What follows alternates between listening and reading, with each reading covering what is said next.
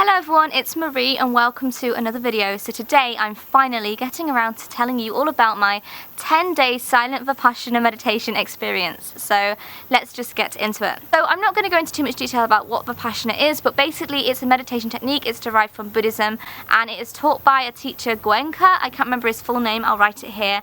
And basically he's not with us right anymore, but he did film one of his courses back in I think the 90s. So we watched the video clips from his discourses that he filmed when he was running that course, and we also listened to audio recordings that he filmed of all the meditation sessions. So I took Goenka as my teacher during this course. It really felt like he was there with us. You could hear him on audio, you know, giving us really good directions and clear directions, and you could also see him every evening in the discourses and you really got to know him, and I honestly felt like he was my teacher. We did have two assistant teachers that were there to kind of give us assistance if we needed help. The males had a teacher and the females had a teacher, but as a whole I took Goenka as being my teacher really for this course, and he basically answered all my questions, you know, just through watching his videos and listening to the audio clips. I think the course was run really well. First of all, I will quickly say the Hereford Centre in the UK is absolutely incredible. I can't speak for all Vipassana centres, I'm sure they're all great, but if you are UK based, I would definitely recommend go to the Hereford Centre. It was absolutely amazing, the facilities were so great, the grounds were great, and the staff were amazing, and the meals were so good. As you know, I'm gluten intolerant and lactose intolerant, and yeah, the meals were great. All the meals were vegan and dairy was on the side for anyone who wanted to eat some dairy. I was never worried about what I was eating. I always knew that I would be fed well and that, you know, there was options for me. So if you do have special dietary requirements, they really did take it seriously. So that was really good. And as a whole, the grounds were just beautiful. The meditation hall was really nice and big, and it was just really well done, especially considering it is a completely volunteer run organization. I thought it was just an amazing centre, so I'd recommend that centre, but obviously I'm sure they're all just as great. But anyway, yes, so I'm just going to get into it. So on day 0 we arrived. It was quite quiet when I got there. There weren't many people turned up yet, so I was kind of on my own. So I just kind of filled in some information. I kind of, you know, signed in, I guess, and registered in, and then I got given my room number, so I was able to go to my room and make my bed and just prepare. And the first day, day 0, was a really strange day because the course hadn't started yet, but the atmosphere there was still so strange.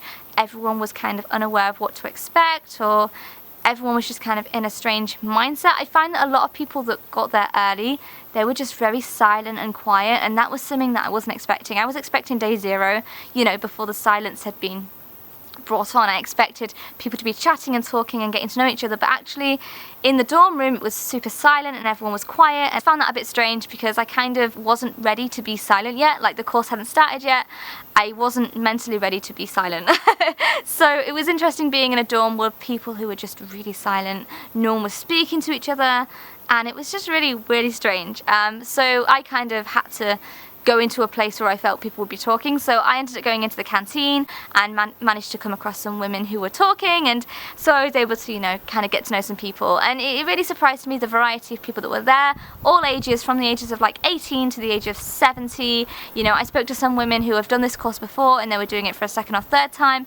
Some of them, you know, this was their first time even meditating, let alone doing Vipassana. So there was really a diverse amount of people there, and yeah, I kind of found a group of people that I met with and started talking to, and that was really reassuring, especially when I spoke to the people who had already sat the course, because they were able to give me some tips and advice and just ease my mind a bit, because everyone was a little bit nervous, I think, especially whose first time it was. So yeah, the first day, day 0, was just quite a relaxing day. We ended up having a really nice soup in the evening, and around 7 PM we got taken to the meditation hall. We got given our numbers. So basically in the meditation hall we all had our own cube, like we all had our own little square, I guess, our own meditation square. It was like a square meditation cushion.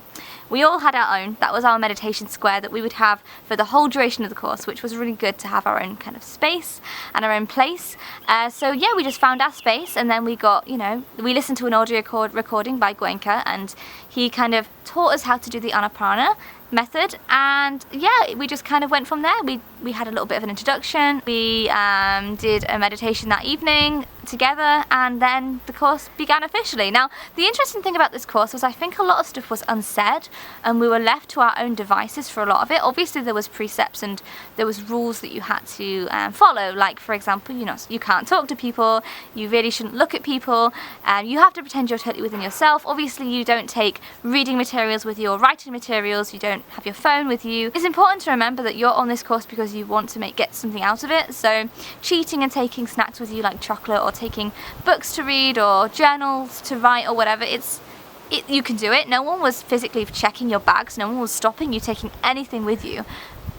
But it's recommended that you lock your things away, because otherwise you're just going to feel tempted to use them, right? So if I could give any advice to you, go into this full swing and go into it wanting to get the most out of it. Don't go into it with the mindset that you're going to cheat, or that you're going to try and find a way to get on your phone. Follow the rules, they're there for a reason. And yeah, I mean, personally, after doing the course, I can tell you for certain that reading a book, writing a journal, going on my phone, it would have been a huge distraction to me, because when you're silent for 10 days you're silent for, okay?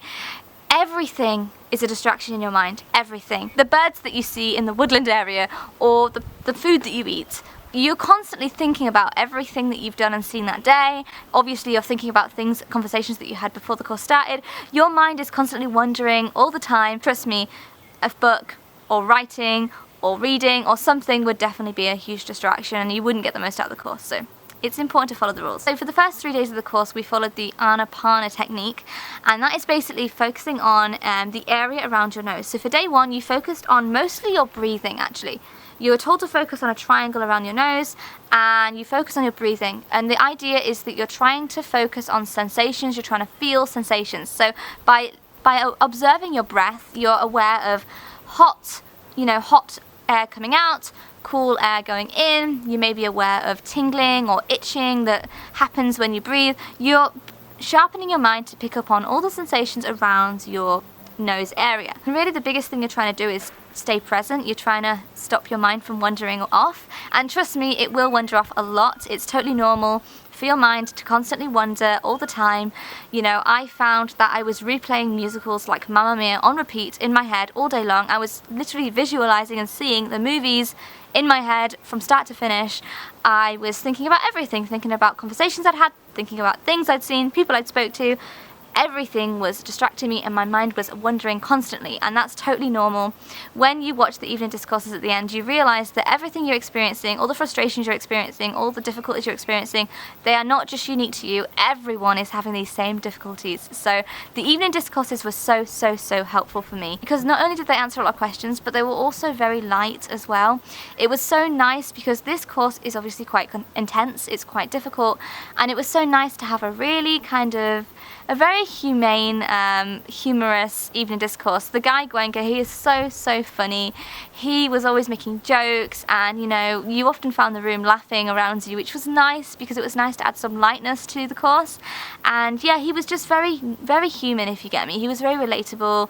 He seemed very normal, and everything he was saying was so funny, and he was just a really great guy. And I could just tell from listening to what he was saying that he meant nothing but pure peace and harmony and happiness through what he was saying, and he wanted nothing than to make people feel happy, help people be good people, help you, reach enlightenment, become a happier person. The discourses always felt so positive, so loving, so happy, and they always really put me in an amazing mood that night. So I can see now why the discourses are in the evening. Having the discourse in the evening was so helpful because you got to experience it for yourself, and then the discourse just answered any additional questions, or it just confirmed that what you're experiencing was actually, normal. So yeah, it was just really nice to have the discourses in the evenings, and I always found that they really did help me just have a much more relaxing night's sleep because they really did answer all my questions. Another interesting thing about this course was, like I said earlier, a lot of things are left unsaid. When the silence began officially, we weren't exactly told, you are now in silence. It just kind of was unsaid. A lot of the time you are left to kind of figure things out yourself and answer your own questions, and then if you are still really struggling, you go ask an assistant teacher at the appropriate time, or it'll probably be confirmed in the discourse. But a lot of the time you are just left to your own device. You're left to lead yourself and be responsible for yourself, and I think that's really, really important. There was only 3 hours a day that you were required to be in the meditation hall, and that was during the 1-hour sits in the morning, in the afternoon, and in the evening. Any other time, literally, you could mostly meditate whenever you wanted. So you could meditate in your room, or you could meditate in the hall. So it was really up to you what you decided to do. Now, personally, I always chose to meditate in the hall when I could, because I found that it helped me focus more to be around all the other meditators. I think that if I was in my room, I'd have gotten tired, I'd have gotten bored, I wouldn't have been able to focus that well. So for me, being in the hall with all the other meditators was the best way for me to do it. And I would recommend that if you do struggle to find motivation to meditate, it is a good idea just to stay in the hall, because it holds you a bit more accountable. You know, you're around everyone else doing it, and it keeps you going. So when it gets to day 2, you tend to refine your focus to not the entire nose area, but more just the nostrils and the lower lip. And once again, you're sharpening your mind. You're teaching your mind to feel sensations on a continuous basis. You might not realize this, but your body creates sensations all the time. Every moment you have an itch or a scratch or like a pulsating or a pain or throb or something's always happening on your body. You always have sensations constantly. And by day 2, I was able to feel so many more sensations around my nose area and upper lip. And I actually found day 2 quite a difficult day, because once again I found my mind was wandering so much, I was getting distracted so much, and I did find it quite frustrating. So it wasn't until I listened to the evening discourse where it put my mind at ease, because he was telling me how this is totally normal, it's normal to feel this way. And I ended up having an incredible meditation session after the evening discourse. I read a book once, I think it was The Journey of Souls by Dr. Michael Newton, and I recommend this book to a lot of people because that book really changed my life. But I think that he mentioned in that book about beginner's luck, and it was talking about how sometimes you're guided a little bit. You're meant to have beginner's luck, like you're meant to have something go right, because it keeps you going. It gives you a taste of what you can do and what you can achieve, you know. And beginner's luck is such a common thing, you know. You get something right the first time, but then it takes you ages to get it right the next time. And I found that was definitely the case for day 2 in the evening. I found that our last meditation session was just incredible. I was able to focus, my mind didn't wander once, I felt energized, and I felt so calm and relaxed as well. And I found that I was able to focus on the sensations here so well that it honestly felt like my entire upper lip was just, it was almost like electricity or like energy, constant movement. It was quite like magic. I guess that's the only way I can say it, but it was just a really, really, really uplifting and positive feeling just to have experienced this. But one important thing to remember when you're doing Vipassana is that the whole idea behind feeling sensations is that you don't react to any sensations. So, you know, if you get a pain, you don't react to that sensation with negativity. If you get a nice feeling like the one I'm just mentioning, where you feel very vibrant and energized, you shouldn't react to that in a super positive way either. You should just observe everything that happens, because what you're doing is you're training your subconscious not to react in certain situations. Now, this isn't saying that if you have a pain on your arm and you're concerned about it, you shouldn't see your doctor. It's not telling you to suppress your pains. It's not telling you to pretend they don't exist. It's just telling you to observe them. That's the idea. You just observe everything, because you find in life everything is temporary and nothing is permanent. And that's the whole point of Vipassana. Nothing is going to last forever. Nothing is permanent. No pain is forever. It's not forever. Like, forever's a long time, okay? Nothing is forever. Everything is constantly changing. And that's what you learn during Vipassana, because you feel these sensations on your body. Maybe you feel an itch that you normally would scratch. You realize that actually this itch, it'll go away in a minute. Like, it doesn't last forever. It doesn't need scratching all the time. Like, it just won't last. And that's what you're kind of learning during Vipassana, that things do constantly change. And yeah, obviously, if there's something that's of concern, if there's something that's not right, you should get it sorted, you should see a doctor, you should do something about it. It's not telling you to not do anything about it, it's just telling you to observe it and not react negatively, because regardless of how you react, the reality is the reality. So a pain you might have on your arm is it's a pain. It's what it is. Reacting in a negative way to that pain, resenting that pain, is not going to take the pain away. Okay? It's not going to take it away. So that's the whole point in this technique. You're just understanding that your reactions aren't going to change the situation. You can change the situation by healing it, going to the doctor, or if you're in a situation that's making you unhappy, you can make change. Yeah, that's fine. But how you emotionally react to things is completely under your control, okay? So that's basically the point we're trying to achieve during Vipassana, and I hope that I explained that right. So basically what we are doing on day 1 to 3 is we're sharpening our mind. Eventually by day 3 we're focusing on the sensations here, and like I said, eventually you'll get to the point, maybe, or maybe you won't get to the point like I did, where you could feel all those vibrant sensations. And I also want to point out that I didn't have that every time. By day 3 I couldn't get back the incredible vibrance that I got at the end of day 2. And it was really good because I got to really first-hand experience not craving that amazing meditation session I had at the end of day 2. I was still struggling, my mind kept wandering, and I found that yes, my mind was sharpening, so I was able to feel more and more sensations because I was sharpening my mind to pick up on things more. So overall I was seeing improvements, but I definitely wasn't reaching the level that I had during that one session that I had on day 2 at the end of the day. And I'll also tell you that I've never had a session as good as that since. That's just the reality, that's just how it is, and if I allowed myself to feel sad or negative to the fact that I haven't had another session like that again, then I would be defeating the point of Vipassana, wouldn't I? So the whole point of Vipassana is to accept. I had a great meditation session that day, and today I've had a crap meditation session, and that's just the way it is. Yes, I can practice and keep working on it and hope to improve, but I just gotta accept that sometimes it's good, sometimes it's bad, and that's just the way life is. Okay, so that's basically the point in Vipassana. So when you get onto day 4, you start learning the actual Vipassana technique, which is scanning the body all the way down. By this point, your mind shouldn't wander as much as it did on day 1, and by this point you should be able to pick up more sensations than you could on day 1. So that's the whole point. That's why you do 3 days of Anapana, because actually you do need 3 days of it to really see progress and see improvements. Some people have come to me and said, oh, 10 days is too long for a Vipassana course.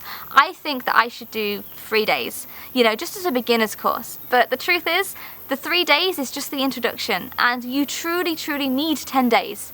You need a lifetime, but 10 days is just an introduction. It's not very long, trust me. 10 days is exactly what you need to be introduced to Vipassana. The course is so well laid out and so well designed, it's really important that you do every single day and take every single day seriously. So yeah, so we get on to day 4 and we start learning the actual Vipassana technique, which is starting from the top of your head. So you start here, you scan it, you pick up sensations. Once you find some sensations, you know, make a larger circle on your head and you feel sensations here. You go to your forehead and you feel sensations here, and then maybe you go to your eyes. You can do one at a time if you want. You can do an ear at a time, your nose, your mouth. I always found that this area I had the most sensations constantly, and I think it's because, you know, I had been practicing that for so long. So you go to like maybe your chin, your neck, your chest, your arms, my back. And then yeah, down one leg, and then up, and then down the other leg, and then up, I think. Either way, that's how you do it. You basically go from top to bottom, and then you just keep doing that, top to bottom, top to bottom, top to bottom, and you do it a variety of times. Now, one thing I learned is that there's no right way of doing this, in the respect that if it takes you 10 minutes to go to scan your body, that's great. If it takes you 40 minutes to scan your body, that's still fine. When I got to day 10, one lady that I spoke to was super frustrated. She said she couldn't scan her body. And when I spoke to her, I found out that she was trying to scan her body very fast. Maybe, you know, 5 minutes all the way down. But I told her, actually, it took me, I'd say 45 minutes at first to scan from head to toe. Like, I would spend a good 2 minutes here, 2 minutes on every section. It would take me about 40 minutes to scan. I'd say in an hour's meditation session I'd get through my body once, 1.5 times, maybe 2 for the first few days, and that's okay. If you want to go slow and really focus, I think that's absolutely fine. You're doing exactly what you're told to do. If you can go faster, then that's fine too. There's nothing wrong with that, but definitely don't kind of make yourself feel sad that you can't go fast or slow. Just go at your own pace and do what feels right. If I went too fast, I'd get distracted, whereas if I went slow, I was able to really focus, and it actually stopped my mind from wandering when I did it like that. So yeah, definitely do it at your own pace, and you'll find that you get a rhythm and you get your own pace, and eventually you get faster and it gets easier throughout the days. So at some point we were told not only to keep going down, but then we were told to go up as well. So you go down, and then you go up, and then you go down, then you go up, and you're constantly just scanning your body. Once again, feeling for sensations everywhere. And you'll find that there's certain parts of your body you feel more sensations than others. My hands were full of vibrant energy all the time. All I could feel was energy. I don't know how to word it, but just movement, constant. It was almost like atoms moving so many times in my hands. It was just really, really vibrant, and it was a really nice kind of sensation. Same with my feet. I had lots of feeling in my feet, and also throughout my whole arms in general. Really, I had a lot of feeling, especially my lower arms. I found that I had a lot of feeling in my lips, especially my lips, and I think that's about it for really vibrant areas of my body. Now, I also found that I had a few kind of dull spots, a few blind spots as they called them, and my blind spots were actually my abdomen and my back. And it's interesting because some people were saying that they had vibrancy all in their chest or vibrancy all in their back, but for me, I couldn't feel much of my body at all. And I kind of made my own conclusion to this. It could simply be that I couldn't feel it, but the conclusion I came to was that I have some sort of mental blockage between myself and my abdomen area, because, you know, I've suffered from gluten intolerance. A lot of health issues have came from my abdomen and my gut area. I've had a lot of health issues, like not just minor health issues, but really, really, really, really bad health issues. I'll link the gluten intolerance video I made up here somewhere if you're interested in watching that. But I have had some serious bad issues from diet and just from my gut in general. And it's taken me a long time to really regain full health, and I still aren't fully healthy, but it's taken me a long time to really take control of my body and eat the right foods and make myself feel healthy. And so I feel like maybe I have just sort of a mental blockage between my abdomen and just, you know, I just feel I don't fully connect to that area of my body. And it's also interesting because I was receiving some Reiki healing a few years ago at a festival, and the Reiki healer, she said to me that my abdomen area seemed quite tense and it was just quite blocked, and she didn't know anything about my my gluten intolerance or my health issues. She had no clue about my history, or this was just a woman that I met who I paid to do half an hour of Reiki on me. And yeah, she said to me that she could feel that my abdomen area was really kind of, the energy there just wasn't the same, and I was only just recovering at that point as well from all of my issues, so maybe it was that. But I definitely do feel that I'm not fully connected to my abdomen area, and I don't fully appreciate it or love it, or you know, you really have to appreciate all areas of your body. But I think because my abdomen and that my body has caused me a lot of issues, maybe I do subconsciously resent it in some way, and that's why I was struggling to really feel that area, because I found for the whole 10 days I really struggled with that. So that was one thing that it was interesting to get through, and it was an interesting realization. So it's definitely something I need to kind of work on and go back to at some point, I think. So that was a really interesting realization that I didn't expect to have at all going into the course. So yeah, you'll find out things about your body. You know, I know some people that found out they had pains that they didn't even know they had, and so now they know to go get them checked out. One thing I do have is I have some sort of, I really don't know what it is, I think it's a muscular thing, some sort of maybe sciatica or maybe something else, and I think it's probably related to all the figure skating I did in the past and the aerial and stuff. But I have a really bad pain in my hip as well, and I've always known about this pain, but it really was drawn, I was drawn to it a lot during the Vipassana, obviously, because I was focusing on different areas of my body, and whenever I focused on that area of my body, the pain got huge.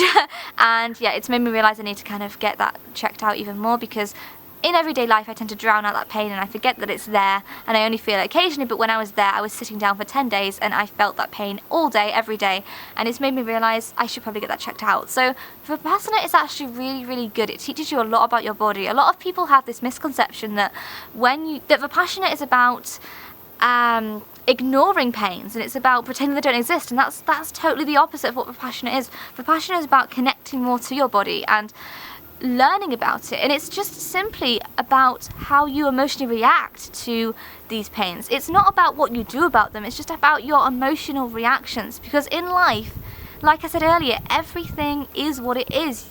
Regardless of how you emotionally feel about something, it doesn't change what it is. So if you have a pain in your leg, you can get that fixed, you can go to the doctor, you can do physiotherapy, you can do whatever it is, whatever it takes to fix the issue, fine.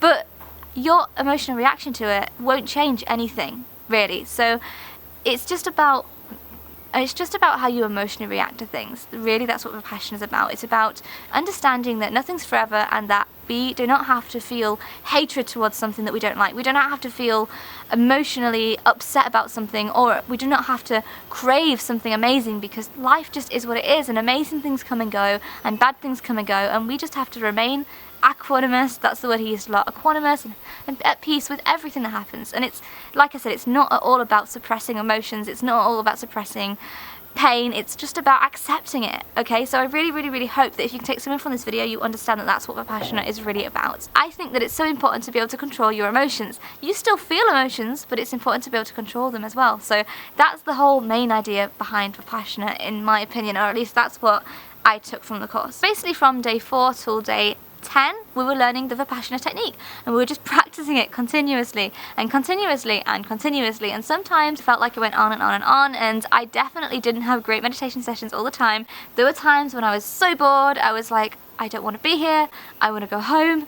And you know, especially when it got to like day 6 and I realized that I was only just halfway through, and I remember I was actually counting down the days. Like, I remember at lunchtime I would be walking around the gardens and the little woodland area, and I'd be thinking, okay, this time tomorrow I've only got 4 days left. And then on day 7 I was like, this time tomorrow I've only got 3 days left. And I was just counting down the days. I had like a little tally chart in my mind. You know, I was constantly thinking about going home. But yeah, I think that's how everyone kind of felt eventually. The main thing that did keep me going though is just seeing the improvement and progress that not only I was seeing in myself but in other people. Everybody by, I'd say, day 7 was so calm and at ease and relaxed. And there was such an interesting atmosphere to the meditation center and just to the grounds in general. You could hear everything. You could hear the birds chirping, the leaves swaying. There was a time when, you know, it was raining and people would just stand out feeling the rain.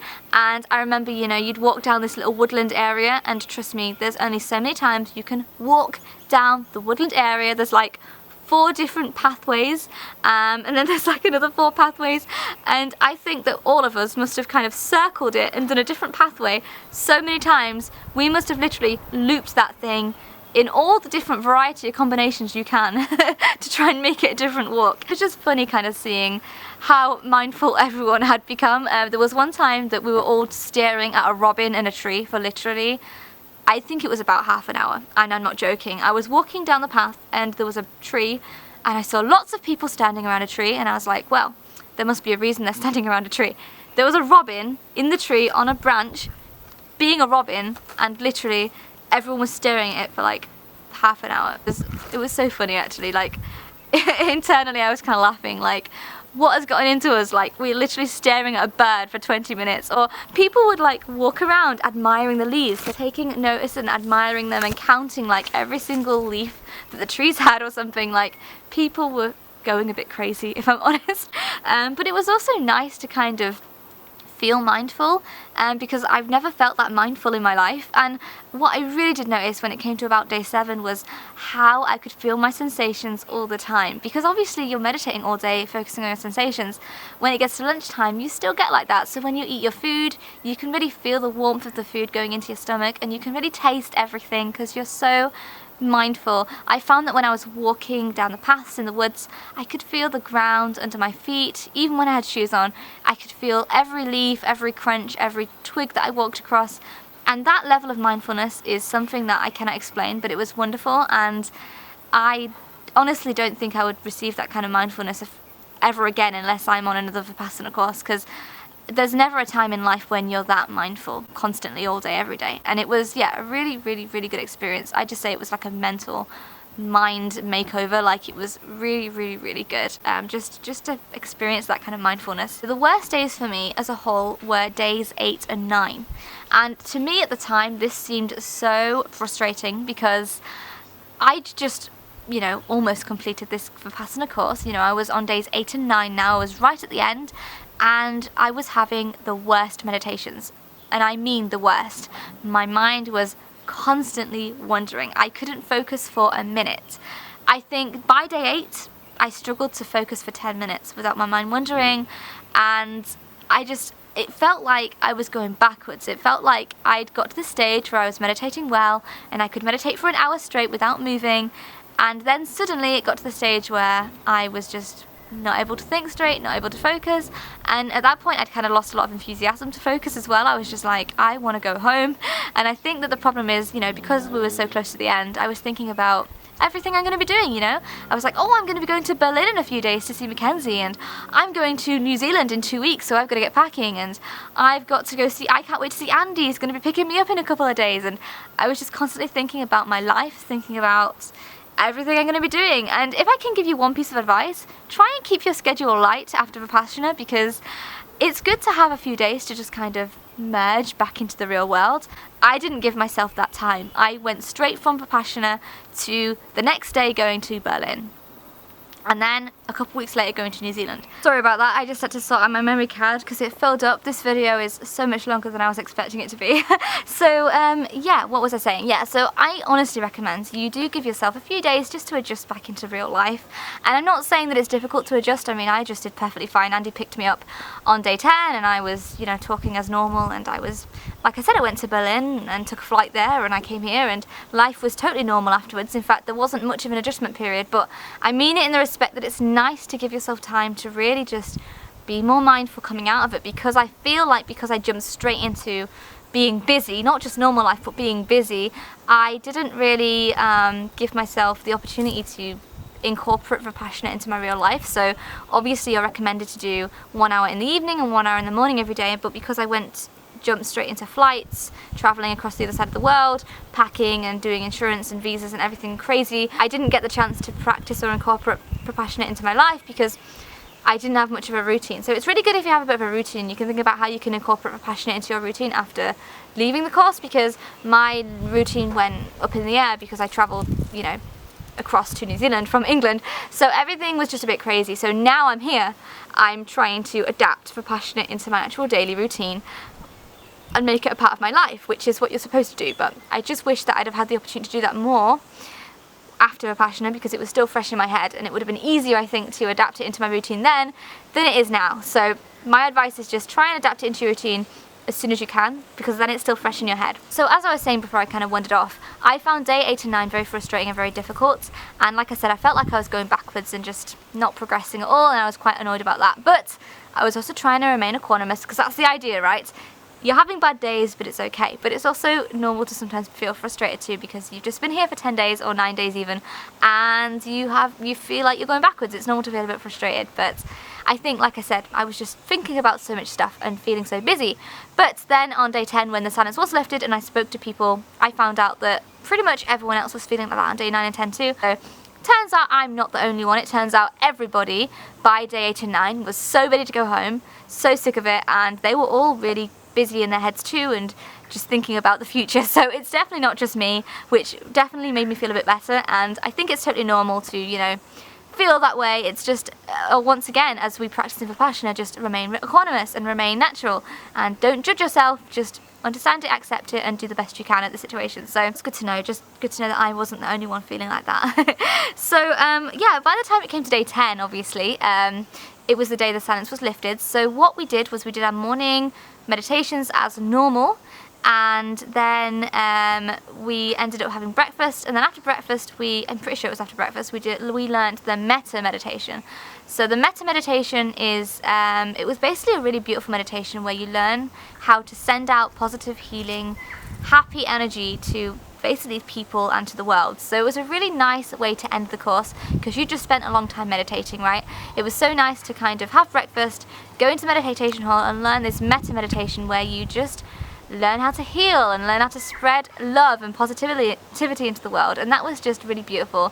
And after that, the silence was lifted, and as I said earlier, a lot is left unsaid in Vipassana. So the silence was, well, the metta meditation happened, it ended, and then the teachers got out and left the room, and nothing was said. So we weren't told, you know, the silence is now lifted, you can talk. We weren't told the course is over, or we weren't given any instruction at all. We were just left to our own kind of thoughts and devices, and some people got straight out the hall. I found a lot of the guys got straight out the hall and they left, and then a lot of the girls started getting up and talking too, and obviously you shouldn't talk in the hall.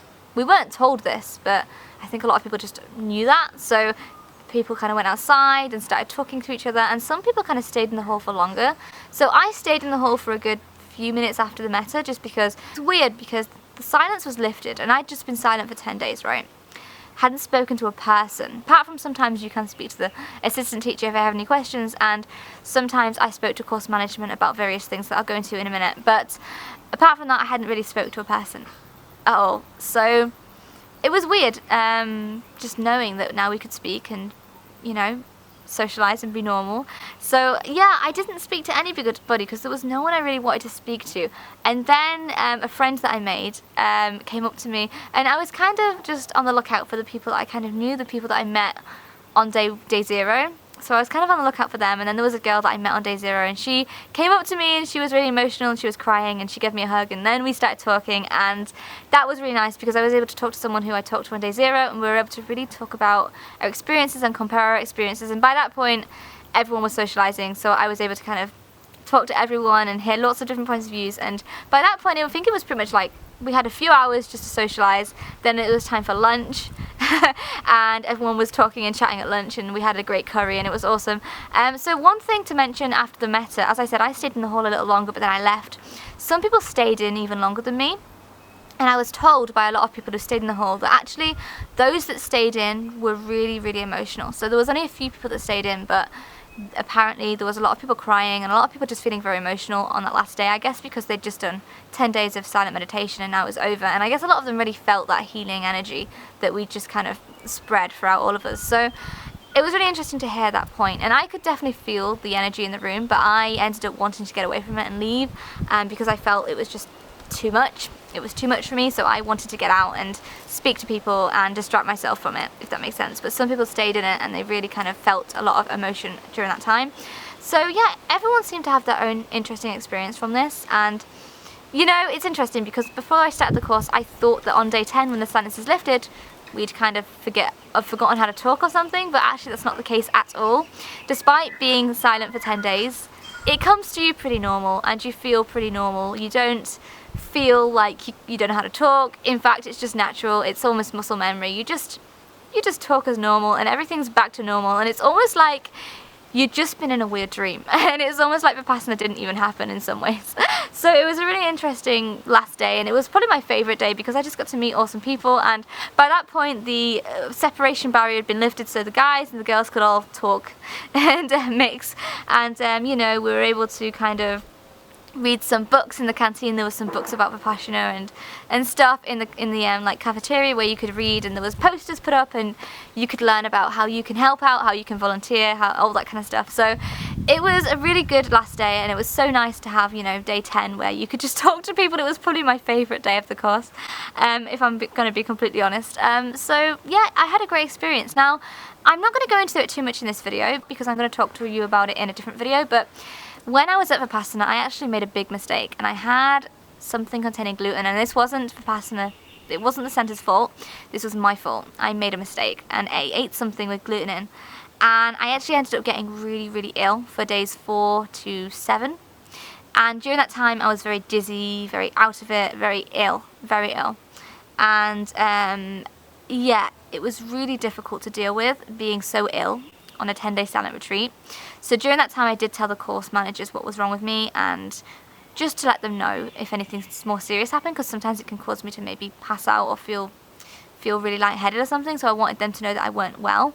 But as a whole, it was actually really good to have experienced being ill, because I was able to experience understanding that this will soon pass, this is not permanent, and instead of getting frustrated with the fact that I had eaten something that made me feel ill, I was able to just kind of be at a bit more peace with it. And it was also quite helpful because when I was meditating I didn't feel so ill. I was able to just be within myself and focus on my breathing and on my meditation, and it was only more like when I was trying to be normal, like eating or walking around, that I could feel it because my balance was off and my depth of field was off. So I just thought I could talk about that here, how I did get to first-hand experience going through some illness while I was there, which really did help, but I'm going to talk in much more detail about that in a separate video because I really want to make a video talking about what happens to me when I eat gluten, and that was a really good example that I could give you exactly how badly it affects me. So watch out for another video about that, which will probably come in the next week or so. But yeah, so that's pretty much my Vipassana meditation experience. I'm trying to think of what else I could just add to the last day. So on the last day, we all kind of did some voluntary work as a whole. So, you know, I signed my name up to help out in the Dharma Center and just kind of clean up cushions and help hoover. And, you know, I did maybe 3 hours of volunteering, but some people just did 20 minutes, half an hour, whatever you could give. Like, you know, some people had buses to catch, trains to catch, long ways to drive. I was just waiting a while because Andy had like a 4-hour drive to get me, so I knew that I would be there a while, so I was able to volunteer for a few hours. And yeah, we all just did a little bit of work, and then we all kind of said our byes. And what I didn't expect from this course was to meet awesome people, kind of make some good friendships. It's strange because even when you're not speaking to people, you still form some sort of connection with them, and I found that on the last day that really was evident.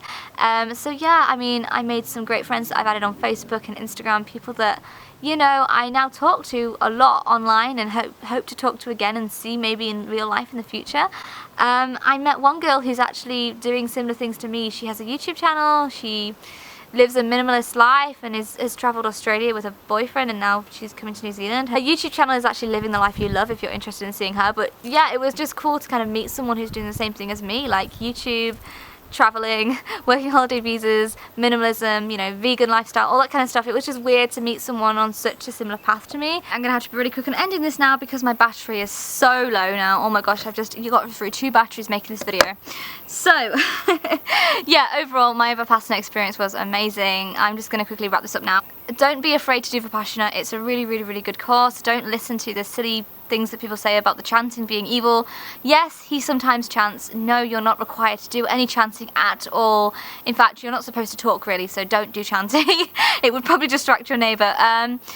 It's just him saying very positive, harmonious, loving words, positive words in his language. That's all it is. It's just another language. It's not negative. And actually there's a girl I spoke to there who understands the language that he spoke, and she said that it was all really positive. So there's some reassurance for you. Overall, he was a great guy. He talked a lot about a lot of things that really resonated with me. Like, he talked a lot about, you know, the law of attraction and just being a good person. Overall, the course is a big crash course on how to be a good person. So it's a really good, positive course. There's nothing cultish about it, nothing negative, nothing forceful. It's a really loving course. So I recommend anyone do this. It's just amazing. One piece of advice I should give you is don't go into it with expectations. Don't expect to have a mind-blowing, huge experience. Just go into the course wanting to learn how to meditate. That's all you need to do. Go into the course and take each day at a time. Don't go into it with expectations that you'll have this experience or you'll have that experience or you'll have a big enlightenment. Don't expect that. Just go into the course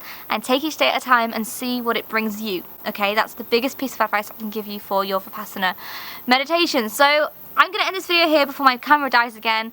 Good luck, guys, if you're thinking of doing this, and please, if there was anything I was unclear on in this video, leave it in the comments, ask me a question. I will be more than happy to answer it, or even make another video answering questions if it's really thorough. So yeah, just leave a comment, let me know what you think. Have you done a Vipassana course before? What did you learn from it? And is there any advice you can give to people wanting to do the course? And if you haven't, go ahead and sign up for one if you feel like it will benefit you. I'm so sorry, my camera keeps dying. I'm ending this video here. Thank you so much for watching.